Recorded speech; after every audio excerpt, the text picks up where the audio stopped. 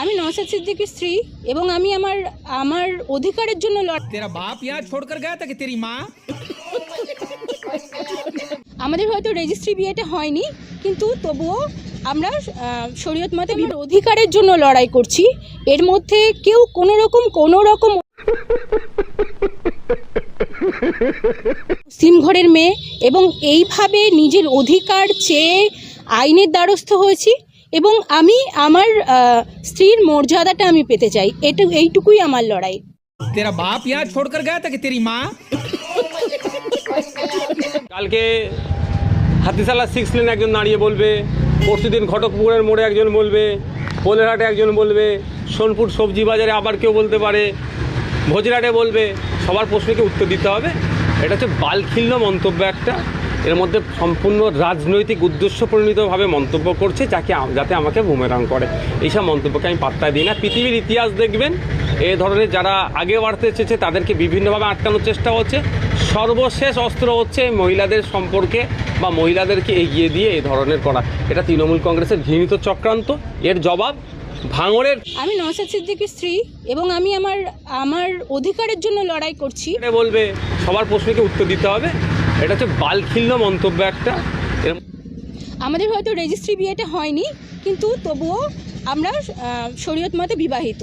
কালকে হাতিশালা 6 লেন একজন দাঁড়িয়ে বলবে, পরশুদিন ঘটকপুরের মোড়ে একজন বলবে, পোলেরহাটে একজন বলবে, সোনপুর সবজি বাজারে আবার কেউ বলতে পারে, ভোজরাটে বলবে। সবার প্রশ্নকে উত্তর দিতে হবে। এটা হচ্ছে বালখিল্য মন্তব্য একটা। এর মধ্যে সম্পূর্ণ রাজনৈতিক উদ্দেশ্য প্রণীতভাবে মন্তব্য করছে, যাতে আমাকে বুমেরাং করে। এইসব মন্তব্যকে আমি পাত্তা দিই না। পৃথিবীর ইতিহাস দেখবেন, এই ধরনের যারা আগে বাড়তে চেয়েছে তাদেরকে বিভিন্নভাবে আটকানোর চেষ্টা হচ্ছে। সর্বশেষ অস্ত্র হচ্ছে মহিলাদের সম্পর্কে বা মহিলাদেরকে এগিয়ে দিয়ে এই ধরনের করা। এটা তৃণমূল কংগ্রেসের ঘৃণিত চক্রান্ত।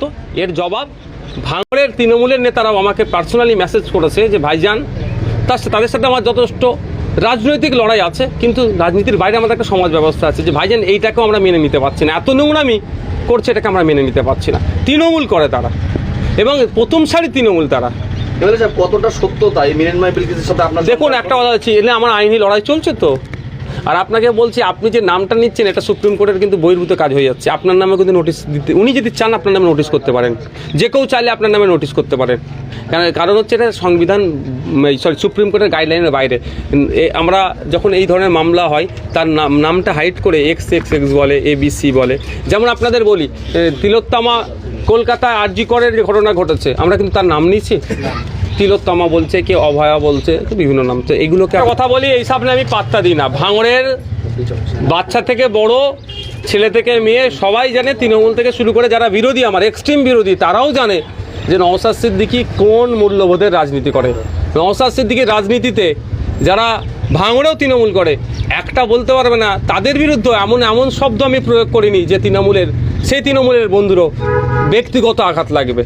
আমি মূল্যবোধের রাজনীতি করি, এই সবকে আমি পাত্তা দিতে চাই না। আমি আবারও রিপিট করছি, এটা বালখিল্য মন্তব্য। এই মন্তব্যের আগা পিছু কিছুই না। তাহলে রাজনৈতিক খেলটা বুঝতে পারছেন তো, কখন সব্যসাচী বাবু দাঁড়াচ্ছেন তো কখন শওকত বাবু দাঁড়াচ্ছেন। আগামী দিনে হয়তো মমতা দিদি দাঁড়িয়ে যেতে পারেন। তাহলে আমি পরোয়া করি না। আইনের লড়াই লড়ে নেব। Thank you.